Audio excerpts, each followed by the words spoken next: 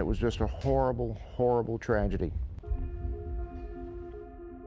The UpStairs Lounge, a New Orleans watering hole, was considered a safe haven for the city's gay community in 1973.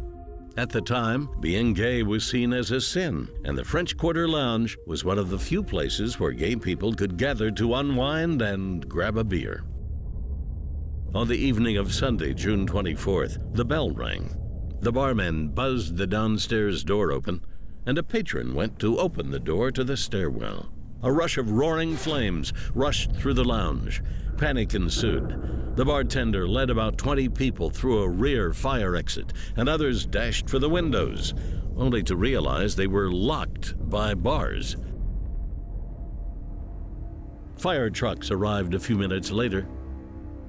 As flames poured through the second-floor windows like blowtorches into the night, according to one firefighter. Men could be seen struggling hopelessly against the security bars, unable to escape as they screamed for help. Only a few managed to squeeze through. Historians have figured there were probably about 60 people at the UpStairs Lounge that night, one of whom was a young hustler, which is to say a young male prostitute named Roger Dale Nunez, who was very drunk and creating problems and actually got into a physical altercation with one of the regular patrons. The bartender threw him out, and he was very angry about being thrown out and came back about 30 minutes later and set the stairwell on fire. The result was tragic. The response, nearly negligible. The Catholic Archbishop of New Orleans offered neither sympathy nor support to victims.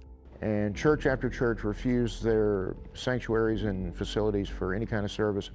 The Unitarian Church did hold a small service, which was not very well attended in the days after the fire. And then a few days later, St. George's Episcopal Church across town did hold a service.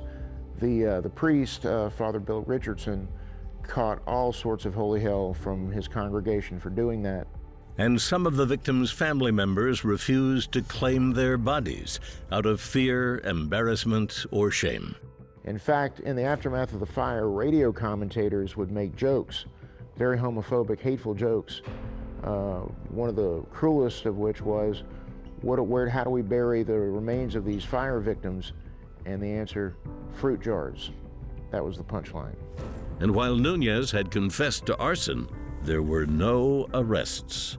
It would take 4 decades as national attitudes slowly shifted for the gay community in New Orleans to make political activism a priority.